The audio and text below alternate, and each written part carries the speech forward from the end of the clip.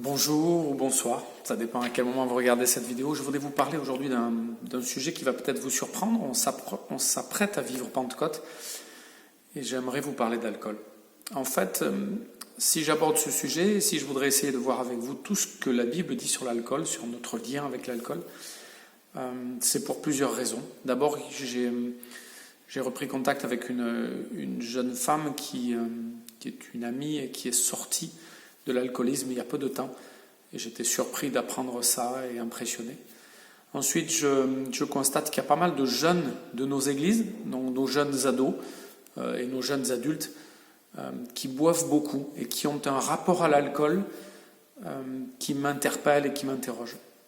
Ensuite, une autre raison, c'est que dans les textes bibliques, les livres bibliques que nous avons étudiés ces derniers temps, eh bien, il est souvent fait référence à l'alcoolisme,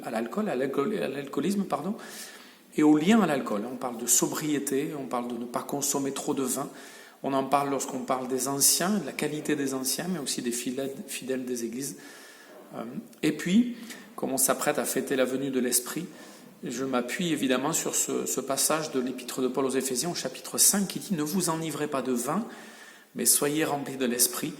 Et on voit qu'il y a ce contraste et ce parallèle qui est fait entre l'ivresse liée au vin et puis l'ivresse qui va venir de l'esprit, en tout cas ce comportement étonnant que peut nous donner l'esprit, presque de non-maîtrise, mais qui est préférable à celui qui va nous être donné par le vin ou par l'excès de vin. Voilà, j'espère que le sujet vous intéresse. En tout cas, il me semble que c'est un sujet important. Et l'alcoolisme est de tous les temps. L'alcool, c'est très vieux, et certainement que les premiers êtres humains se sont mis à inventer des boissons et à faire fermenter des boissons. La bière, c'est très très ancien, c'est certainement la boisson alcoolisée la plus ancienne. Et on voit dans la Bible de nombreuses références au vin, aux boissons alcoolisées et à l'ivresse. Alors, le vin n'est pas toujours négatif, et peut-être que vous me citeriez immédiatement des paroles de l'Ecclésiaste, au chapitre 9, va, mange avec joie ton pain, bois de bon cœur ton vin, jouis de la vie avec la femme que tu aimes. Il y a pas mal de passages dans le livre d'Amos, aussi au chapitre 9, on nous dit que le vin est comme une bénédiction de Dieu. Donc il y a pas mal de passages qui montrent que voilà, ça fait partie des choses créées par Dieu. Vous vous souvenez certainement aussi qu'on a évoqué cette idée dans les lectures précédentes. Voilà, tout ce que Dieu a créé est bon, donc ces produits qui peuvent donner naissance, en tout cas qui peuvent amener à des boissons alcooliques, sont pas mauvais. Certains s'amusent et s'empressent de citer le premier miracle de Jésus. Voilà, le premier miracle de Jésus, c'est de l'eau transformée en vin. Donc a priori, Jésus n'était pas contre le vin, il n'était pas contre la fête, il n'était pas contre le fait de se réjouir. Et certainement que les gens ont bu du vin et se sont réjouis lors de ce mariage. Et on nous parle de quantités impressionnantes. Alors il y avait peut-être énormément de monde, c'est ce qui se passe souvent, c'est ce qui se passait souvent à cette époque lors des mariages, mais quand même, c'était le miracle de Jésus. Donc il n'y a pas que du négatif, mais ensuite rapidement, on va se souvenir en fait d'épisodes, soit dans l'Ancien Testament, mais aussi dans le Nouveau. On se souvient en fait que Noé va être surpris dans son ivresse, dans son ivresse et dans sa nudité par ses garçons, par ses enfants. Et on voit que les conséquences vont être négatives. On voit le livre des Proverbes en fait qui nous parle de façon assez précise, qui décrit en fait l'alcoolique et les problèmes liés à l'alcoolisme, à ceux qui abusent de l'alcool et à ceux qui font des mélanges ou qui recherchent des sensations fortes. Et les descriptions qui nous sont données sont assez étonnantes. Qui se dispute sans cesse et se plaint sans arrêt, qui reçoit des coups sans raison, qui, à la vue trouble, c'est l'homme qui s'attarde à boire du vin et essaie sans cesse de nouveaux mélanges d'alcool. Ne sois pas tenté par la belle couleur du vin qui pétille dans la coupe. Il coule agréablement dans le gosier, mais finalement il est comme une morsure de serpent, comme le poison d'un reptile venimeux. Donc il y a cette idée, et c'est intéressant parce que c'est dans l'Ancien Testament, cette idée de quelque chose qui est agréable, quelque chose qui n'est pas mauvais, mais qui va petit à petit faire l'effet vraiment d'un poison et d'une morsure, quelque chose qui insidieusement se détourne en fait de l'objectif principal, l'objectif premier en tout cas, on va dire voilà que quand on boit du vin ou un peu d'alcool, eh bien c'est pour se réjouir, eh bien c'est pour certainement ressentir du plaisir. Il y a du plaisir à boire certaines formes d'alcool qui ont des goûts de fruits, des goûts fruités. Mais on peut entrer rapidement dans quelque chose d'autre, c'est-à-dire qu'on va être asservi, on va être esclave. Quelque chose est devenu maître de nous. Donc il y a ces passages de Paul aux Corinthiens qui disent que voilà, tout ce qui a triomphé de nous, nous en sommes esclaves. Et donc certainement que ce qui va guider notre réflexion dans la question de l'alcool et de la consommation de l'alcool, eh bien c'est la dépendance. Et c'est l'asservissement. Et ce qui est compliqué, c'est qu'on devient insidieusement et rapidement, et sans s'en rendre compte, dépendant et esclave de l'alcool. En tout cas, on peut vraiment le devenir. Lorsque les gens demandent, eh bien, comment savoir si je suis alcoolique, moi, j'ai pas du tout l'impression d'être alcoolique. Il y a des gens autour de nous qui boivent pas mal, mais qui vont vous dire, je suis pas alcoolique, je peux m'arrêter quand je veux, et j'ai une consommation d'alcool qui est minime, qui est peu importante. Souvent, d'ailleurs, on la compare aux autres, en disant, par rapport aux autres, moi, je ne bois pas beaucoup d'alcool. Eh bien, il y a des spécialistes d'addictologie et puis d'alcoolisme, qu'on a déclaré maladie récemment, c'était au XXe siècle, donc c'est pas si ancien que ça, qui disent que quand on dépasse les 10 verres par semaine et qu'on boit tous les jours, eh bien, on est dans une consommation excessive d'alcool. Donc j'imagine que si vous êtes quelques-uns à regarder cette vidéo et à m'écouter, eh bien, soit vous vous dites, oh là là, mais c'est exagéré, c'est pas possible, 10 verres dans la semaine, c'est rien. Soit vous commencez à réfléchir à ceux qui sont autour de vous et qui consomment de cette façon-là, et même beaucoup plus que ça. Donc les spécialistes disent 2 verres par jour et tous les jours, c'est une consommation excessive. C'est-à-dire que ce qui doit nous donner un signal, un indice, c'est d'abord quand c'est tous les jours, quand on ne s'arrête pas, même si c'est un tout petit peu, même si c'est 2 verres par jour, mais que c'est tout le temps, et que ça ne s'arrête jamais, que cette consommation est régulière, que notre corps s'est habitué, et que notre cerveau, notre esprit en a besoin, eh bien nous sommes dans une consommation excessive. Et évidemment, si nous consommons 2 verres de vin par jour, nous n'allons pas être dans l'ivresse. Donc on a l'impression qu'on ne fait rien de mal. On n'est pas dans la condamnation biblique de l'ivresse, mais on est certainement dans la condamnation biblique de l'asservissement et de l'esclavage. C'est-à-dire qu'on est devenu esclave de ce produit. C'est un simple produit, mais si on ne peut pas ne pas en boire, c'est qu'on est esclave de ce produit. Et évidemment, qu'un des tests, eh bien, c'est d'essayer régulièrement d'avoir des journées, voire même des semaines ou 2-3 jours où on ne boit pas. Et dans quel état on est quand on ne boit pas ce produit, que ce soit du vin, que ce soit de la bière, que ce soit des alcools forts, eh bien, nous devons questionner notre asservissement et notre habitude à boire ces produits. On peut écouter aussi les textes bibliques qui nous disent qu'on a une grande liberté. Donc je l'ai dit, tout a été créé, tout ce que Dieu a créé est bon. Nous pouvons tout consommer, tout boire, mais faisons tout pour la gloire de Dieu. Et on peut du coup évidemment poser ce critère en disant, voilà, quand je bois trop, quand je ne peux pas m'empêcher de boire, est-ce que je suis en train de faire tout ça pour la gloire de Dieu ? Et évidemment, si on pense à l'ivresse, quand je suis dans une non-maîtrise, alors ce qui nous plaît souvent dans le début de l'ivresse, c'est la désinhibition, c'est-à-dire qu'on va se sentir plus courageux, on va se permettre des choses qu'on ne se permettrait pas si on n'avait pas bu. Et au début, c'est agréable, mais on va facilement entrer dans une autre étape, une autre période où on fait des choses qu'on aurait préféré ne pas faire. Et on va même faire des choses dont on ne se souvient plus. Dans le livre des Proverbes, au chapitre 23, le passage que j'ai cité tout à l'heure, eh bien, on parle de ces personnes qui ne se souviennent plus de ce qu'elles ont fait, ou qui reçoivent des coups, mais qui ne se souviennent même plus pourquoi elles ont reçu des coups.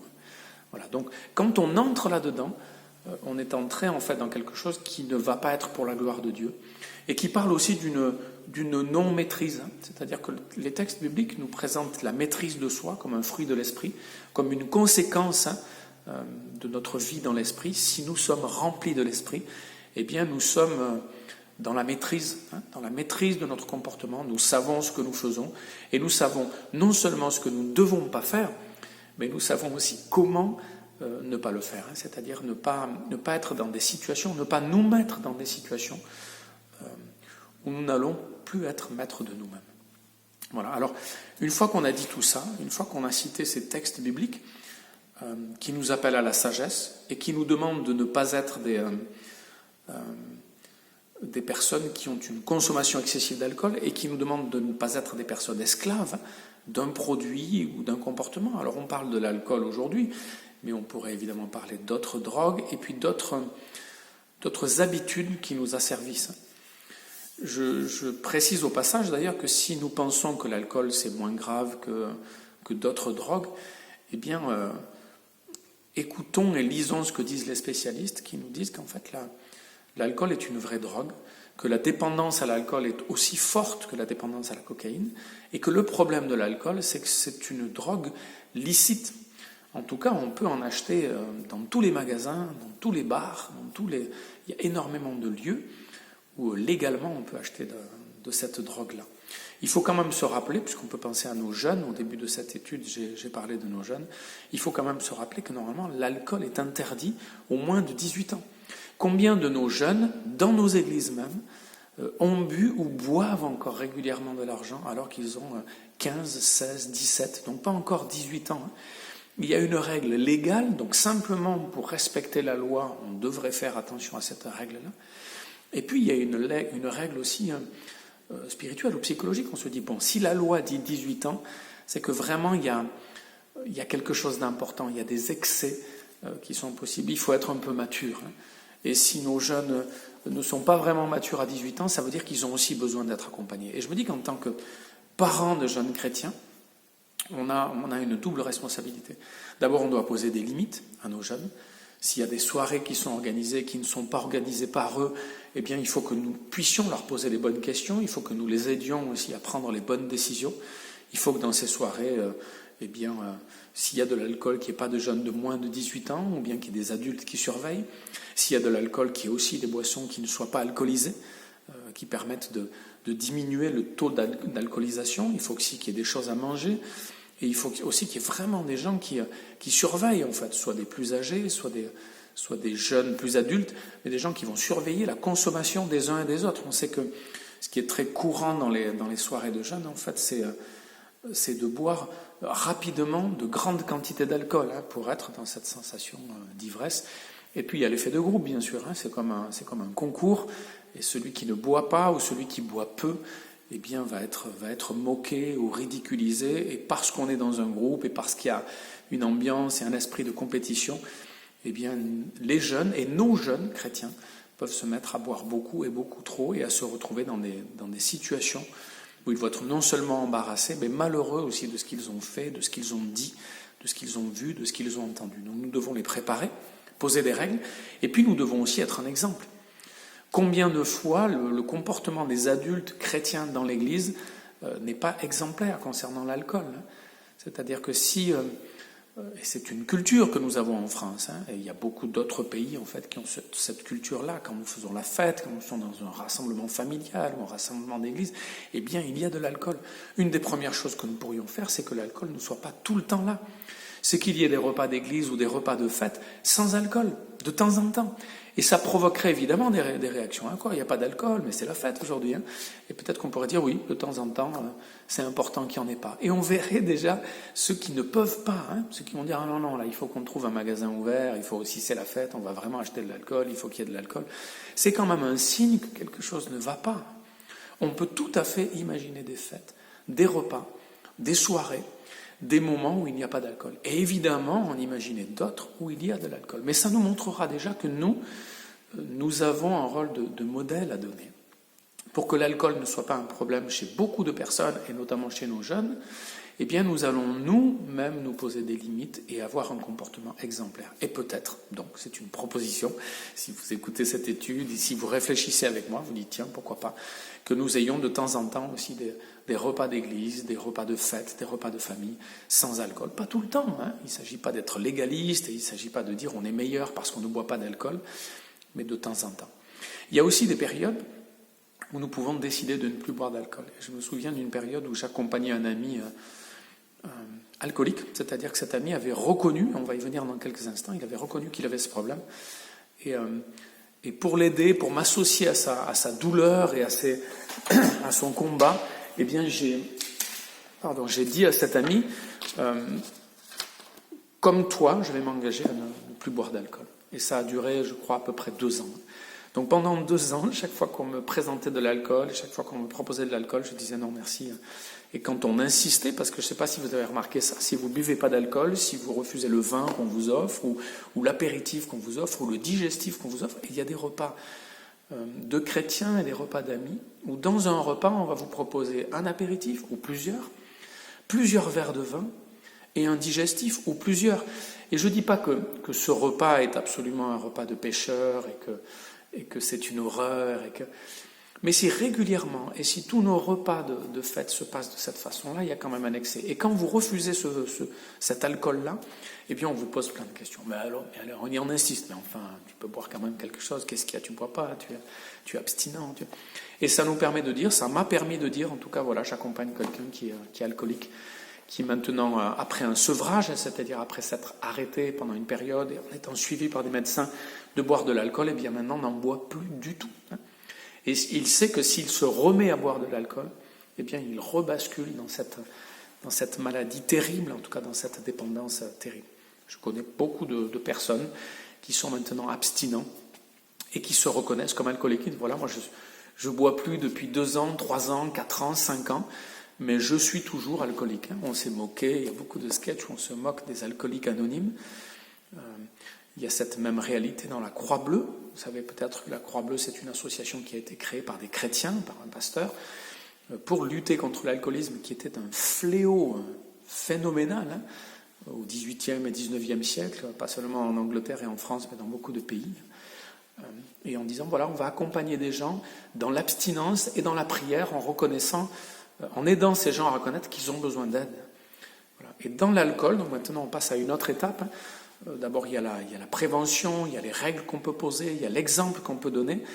Et puis ensuite, il y a comment aider les gens qui ont sombré dans l'alcoolisme, que ce soit un alcoolisme visible.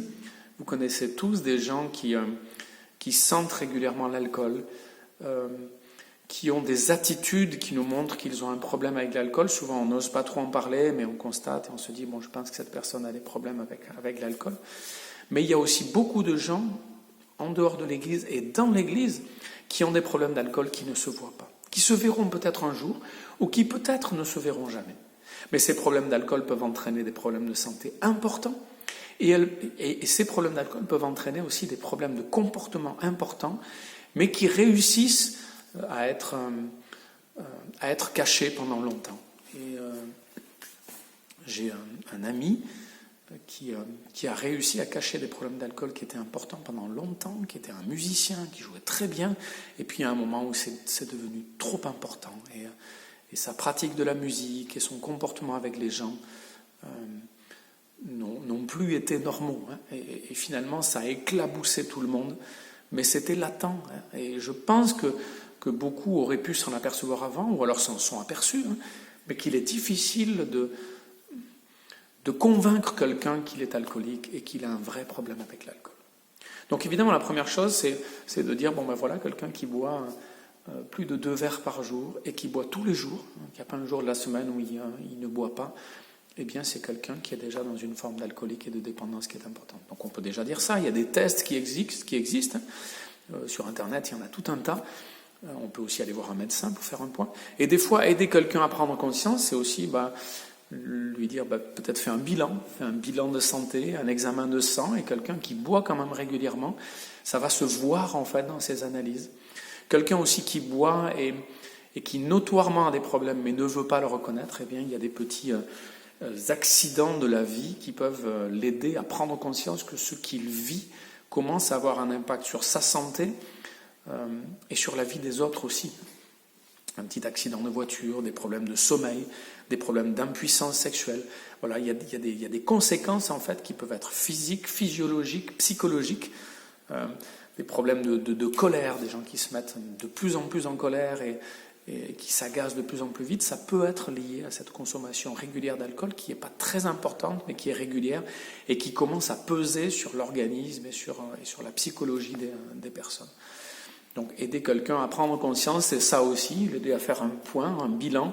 Et puis il y a des événements sur lesquels il faudra s'arrêter un peu, dire voilà, tu vois cet accident que tu as eu en voiture, et tu as été contrôlé positif, et donc ton permis t'a été retiré, maintenant il faut peut-être réagir, il il faut certainement agir. On sait que nous ne pouvons pas obliger quelqu'un à se faire soigner, à être guéri, mais nous pouvons aider quelqu'un à prendre conscience qu'il a un vrai problème et qu'il doit être soigné, qu'il doit être aidé. Sachant que nous avons, nous aussi, si l'alcoolisme ou l'alcool n'est pas notre problème, nous avons aussi d'autres dépendances et d'autres difficultés, et nous apprécierons que des gens prient pour nous, qui nous aident et qu'ils essaient de mettre le doigt sur des choses qui ne vont pas chez nous.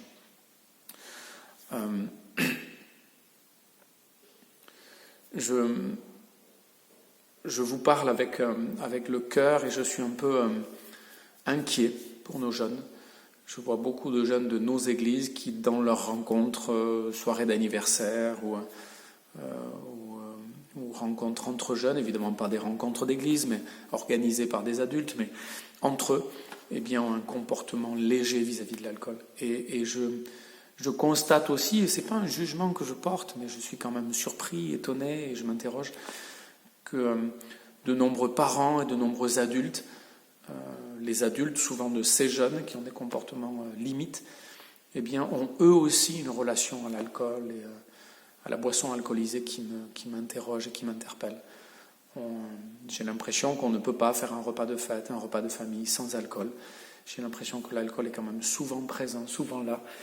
Et je ne crois pas que ce soit anodin que l'alcool soit présent dans le texte biblique et qu'on en parle beaucoup aussi. Et qu'on nous donne beaucoup de recommandations sur la sobriété, que l'ancien ne consomme pas trop de vin. Voilà, on va régulièrement insister sur cette ivresse. Alors soit, vous savez, l'ivresse des jeunes, c'est surtout sur une soirée, l'ivresse des adultes ou des plus âgés, c'est une consommation régulière et du coup excessive aussi. Peut-être sans ivresse quasiment, mais régulière. Mais ces deux attitudes sont mauvaises, sont excessives et peuvent entraîner des conséquences graves. Et puis ce qui est terrible avec l'alcool, c'est que c'est insidieux, c'est quelque chose qui vient petit à petit, comme pour la cigarette ou d'autres dépendances. Au début c'est agréable, au début ça ne fait pas de mal à notre santé, et puis petit à petit on est pris dans un engrenage, on est vraiment esclave, et c'est une dépendance très très forte, autant pour l'alcool que pour la cigarette et que pour d'autres drogues, mais qui souvent sont interdites. Eh bien c'est insidieux, ça vient petit à petit, et ce serait malheureux, ce serait terrible que des jeunes de nos familles, de nos églises, entrent dans ce processus. Et puis ce serait terrible aussi que certains d'entre nous soient là-dedans et que parce que c'est tabou, on n'en parle pas et on ne fasse rien. Voilà, que Dieu nous guide et nous inspire, qui nous aide à voir dans les textes bibliques tout ce qui est dit sur l'alcool, sur l'ivresse. Alors, c'est pas pour diaboliser l'alcool et le vin et les boissons alcooliques. On peut vraiment se réjouir et voir le vin comme une bénédiction. Il y a des gens qui aiment beaucoup le vin et qui aiment les bons vins. Considérer qu'on n'a pas tous les mêmes fragilités, et ce n'est pas parce que nous n'avons pas de fragilité que nous ne devons pas faire attention à ceux qui en ont. Et puis nous devons aussi, des fois, suspecter notre apparente force, c'est-à-dire si on se croit fort, si on pense que nous, on n'a pas de problème d'alcool, on doit quand même essayer de faire ces tests dont j'ai parlé, et essayer de se priver d'alcool pendant un temps pour voir comment on réagit, essayer de vivre des repas sans alcool pour voir comment ça se passe avec nous et avec les autres, que ce soit un comportement prophétique pour qu'on puisse éviter de ces drames, dont ceux dont j'ai parlé. Plusieurs personnes dans mon entourage ont eu ou ont des problèmes d'alcool. Et une fois qu'on est dedans, c'est vraiment dramatique. C'est dramatique pour les familles, c'est dramatique pour les individus, c'est dramatique pour la santé. On sort d'une épidémie qui a fait plus de 28 000 morts.